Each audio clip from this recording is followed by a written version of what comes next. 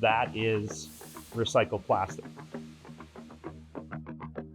The Plastics Action Fund was a way to look at how do we support BC businesses that are doing the right thing, recycling plastics, making plastics into new products, and coming up with ways to repair items or eliminate single-use plastics that are in use every day. It all started as part of the Stronger BC Economic Recovery Program, 97 projects funded across our 3 phases. And a lot of those are micro-recycling and reuse in some of the smaller communities. I am figuring out how to collect plastic from the community, and now that I have all these amazing machines, turn it into something that we can use.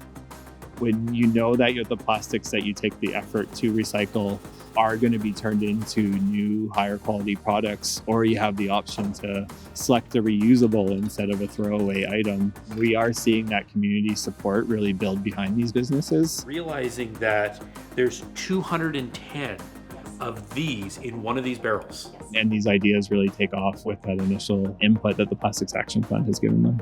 There's a lot of surfboards and wetsuits that get used and then disposed of. Basically, all that material was going straight to the landfill. We needed to have an investment that would enable us to unlock economies of scale. KC Recycling is Western Canada and Pacific Northwest's largest lead acid battery recycler. Before, with us not being able to bring the plastic up to the spec that we needed, we had to outsource the recycling of it. Now we can do that recycling in-house.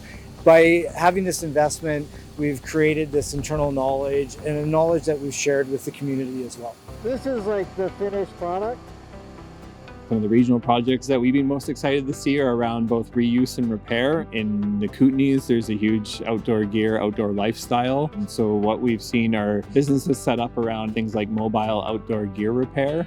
A big part of it is the education process, knowing that things can be fixed. A lot of makers have that philosophy that everything is in fact a resource. We have a lot of plastics that are generated on campus. We're hoping to get some of the plastics that aren't actually recycled and created into some value-added products that we can use on campus or in the community.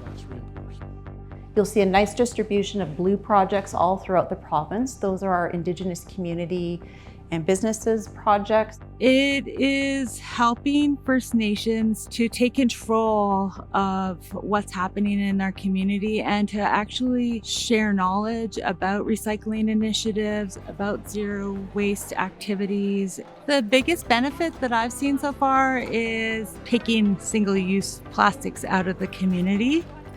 With the program, we were able to develop that regional scale and interest outside of the major urban centers and get some new businesses and some really creative ideas happening.